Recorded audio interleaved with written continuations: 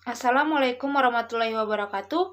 Perkenalkan, nama saya Yunilisa Putri dengan stambuk A1J1180015 dari kelompok 6.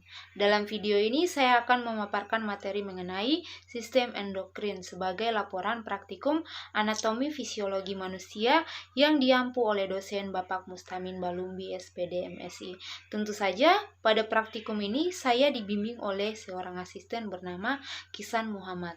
Langsung saja, sistem endokrin adalah suatu sistem dalam tubuh manusia yang bertugas untuk melakukan sekresi atau memproduksi hormon yang berfungsi untuk mengatur seluruh kegiatan organ-organ dalam tubuh manusia dengan yang dibutuhkan organ tersebut. Kelenjar endokrin terdapat pada Pulau Langerhans, kelenjar gonad, ovarium, dan testis, kelenjar adrenal, hipofise, tiroid, dan paratiroid. Beberapa fungsi dari kelenjar endokrin adalah mengontrol dan merangsang aktivitas kelenjar tubuh, merangsang pertumbuhan jaringan, menghasilkan hormon-hormon yang dibutuhkan oleh organ-organ tertentu, mengatur oksidasi, metabolisme, dan meningkatkan penyerapan glukosa pada usus halus, mempengaruhi metabolisme lemak, hidrat arang, protein, vitamin, dan mineral. Pada gambar berikut ini terdapat macam-macam kelenjar sistem endokrin. Yang pertama, hipofisis atau disebut juga glandula pituitari, terletak di sela trukika, lekukan sphenoidal basis krani, berbentuk oval dengan diameter kira-kira 1 cm. Kelenjar ini terbagi menjadi lobus anterior dan posterior. Hipofisis dikenal sebagai master of gland karena kemampuan hipofisis dalam mempengaruhi atau mengontrol aktivitas kelenjar endokrin lain dengan menghasilkan bermacam-macam hormon untuk mengatur kegiatan kelenjar endokrin lain yang terletak di bagian otak besar. Yang kedua, kelenjar tiroid dan paratiroid. Kelenjar tiroid terletak di bagian depan leher atau bagian depan kerongkongan tepat di bawah kartilago tiroid antara fascia colimedia dan fascia pervertebralis.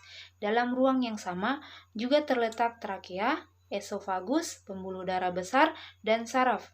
Kelenjar tiroid melekat pada trakea dan melingkari 2/3 sampai 3/4 lingkaran. Kelenjar tiroid menghasilkan hormon tiroid utama yaitu trikosin atau tetraldotiroin.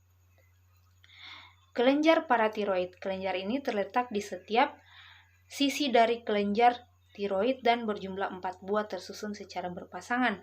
Kelenjar paratiroid menghasilkan hormon parahormon yang berfungsi untuk menjaga keseimbangan kalsium dalam memelihara dan juga mengatur metabolisme fosfor.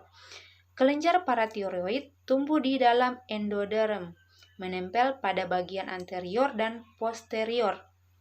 Kedua lobus kelenjar tiroid yang berjumlah 4 buah terdiri dari sieve cells dan occipit cell. Kelenjar paratiroid berwarna kekuningan dan berukuran lebih 3x3x2 mm dengan berat keseluruhan sampai 100 mg. Yang ketiga, kelenjar adrenal atau kelenjar anak ginjal. Kelenjar adrenal ini terletak di kutub atas kedua ginjal. Kelenjar suprarenal atau kelenjar anak ginjal menempel pada ginjal, terdiri dari 2 lapisan, yaitu bagian korteks dan medula. Korteks adrenal mensintesa 3 hormon, yaitu sebagai berikut. Pertama, mineralokortikoid. Yang kedua, glukokortikoid. Yang ketiga, androgen atau hormon seks. Keempat, kelenjar pankreas. Kelenjar pankreas terletak di retroperitoneal, rongga abdomen atas, dan terbentang horizontal dari cincin duodenal kalian.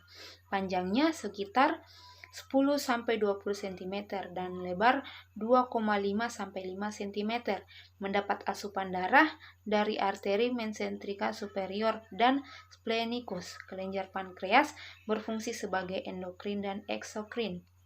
Yang kelima, kelenjar gonad atau kelenjar reproduksi yang terdiri dari testis dan ovarium. Kelenjar gonad atau kelenjar reproduksi terbentuk pada minggu-minggu pertama gestasi dan tampak jelas pada minggu pertama. Keaktifan kelenjar gonad terjadi pada masa pubertas dengan meningkatnya sekresi gonadotropin, FSH dan LH. Kelenjar ini disebut juga dengan kelenjar reproduksi karena produknya yang berhubungan dengan alat reproduksi manusia. Kelenjar ini terletak di bagian alat reproduksi pria dan wanita. Jika pada pria terdapat testis dan wanita terdapat ovarium. Testis terdiri dari 2 buah skrotum. Testis mempunyai 2 fungsi, yaitu sebagai organ endokrin dan reproduksi sebagai organ endokrin. Testis menghasilkan hormon testosteron dan estradiol di bawah pengaruh LH. Yang berikutnya ovarium. Ovarium ini berfungsi sebagai organ endokrin dan reproduksi sebagai organ endokrin. Ovarium menghasilkan sel telur atau ovum yang setiap bulannya pada masa ovulasi siap dibuahi sperma. Estrogen dan progesteron akan mempengaruhi perkembangan seks sekunder, menyiapkan endometrium untuk menerima hasil konsepsi serta mempertahankan laktasi. Beberapa hormon yang dihasilkan oleh kelenjar ini yaitu hormon estrogen, hormon progesteron, hormon androgen, dan hormon testosteron.